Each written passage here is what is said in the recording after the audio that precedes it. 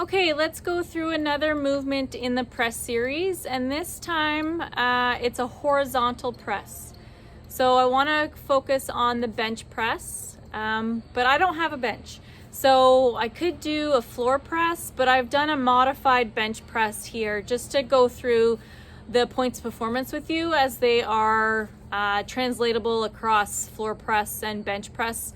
The major difference is the range of motion is reduced a bit in the floor press.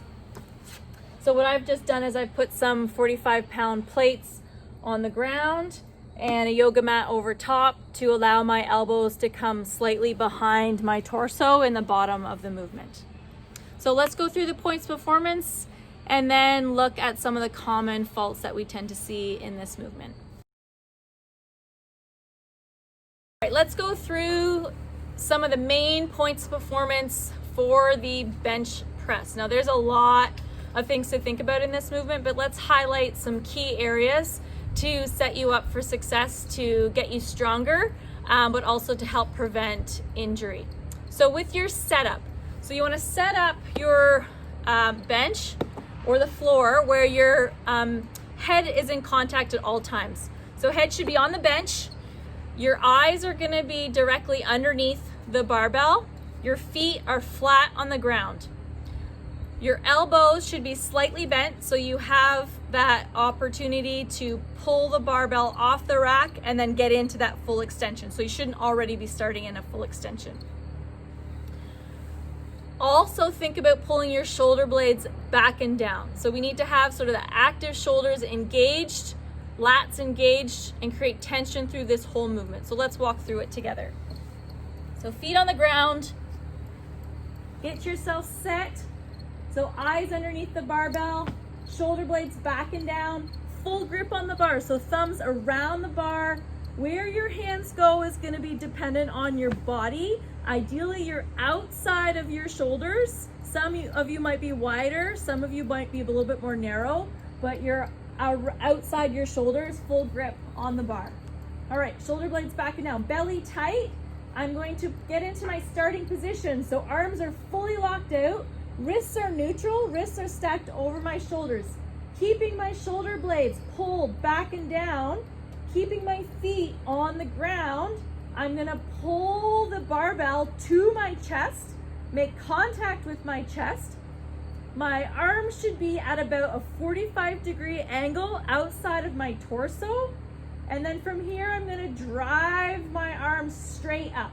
So I'm creating tension by pulling the bar to my chest, targeting nipple line, and then extending straight overhead. Okay, so it's a pull and then a press. And then when you're done, you put it back on the rack when you're done each set. One common fault that we tend to see with the bench press with a barbell or dumbbells is flaring elbows. Okay, so we want to keep those elbows tucked in. I mentioned 45-degree angle from your torso.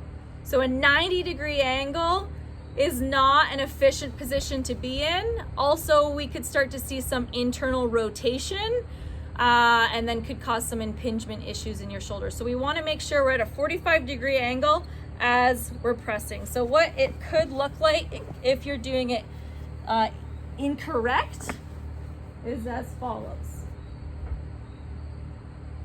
Okay, flared elbows. So again, we want to tuck those elbows in. Remember, it's about a 45-degree angle as we're pressing in our bench press.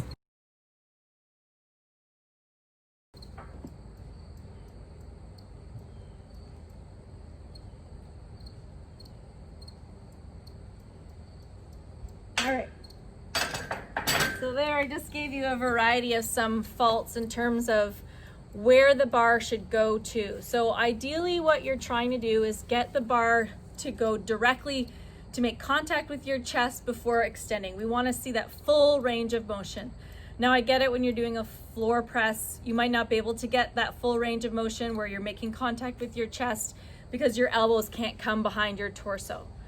The idea is to try to get that full range of motion when possible. So when you're doing a bench press, make contact with your chest. The other error that we tend to see is where the bar makes contact. So if it's too far above your chest or below your chest, your joints aren't stacking in the most efficient way and or the safest way. So that's when we could start to see either a decrease in your performance, you're not getting stronger, or you're starting to feel some shoulder injuries. And so again, a key point of performance to remember as you're going through this movement is to make contact with your chest and to stack your wrists over top of your shoulders, trying to target that nipple line for each and every rep, whether it's a barbell press or a dumbbell press.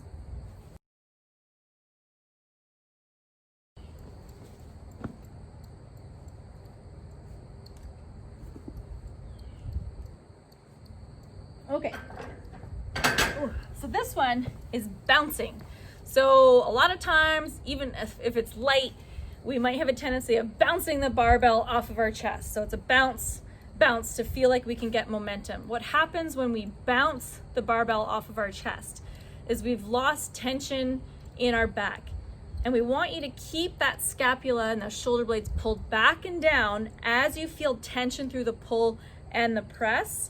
Again, to set yourself up for success, to be able to get stronger and be a lot more efficient with this movement, and also to avoid injury. So avoid bouncing, create tension, pull the bar into your chest, and then extend and press out in that strong horizontal line of action. Protracting your scapula versus retracting your scapula. So an error that we tend to see is when we protract, so we round our shoulder blades as we press, versus retract, which is pull back. Okay, we always want to make sure that we are pulling back on those shoulder blades, setting ourselves up to be in a really healthy shoulder position and a really efficient pressing position. Okay, let's talk about your feet. So your feet should always be planted on the ground through this movement. So an error would be pressing with your feet up off the ground like this, just hanging in the sky, okay? What you want to think about is that your feet do provide a base of support. So you will see some people press with their heels on the ground, feet in front of their knees, and some people will press with their toes on the ground and their toes behind their knees. So this is going to come down to comfort. If you are in a powerlifting meet, there are definitely standards in place in terms of where your feet are to be positioned. But your feet are a base of support, and when you press out of the bench press or the floor press, you do want to have a solid footing on the ground, so making sure your feet are firmly planted in whatever position is most comfortable for you.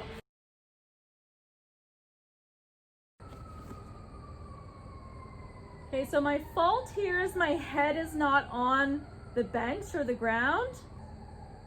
So for the biggest bang for your buck and safety for your spine, you want to keep your head and your hips firmly planted on the bench.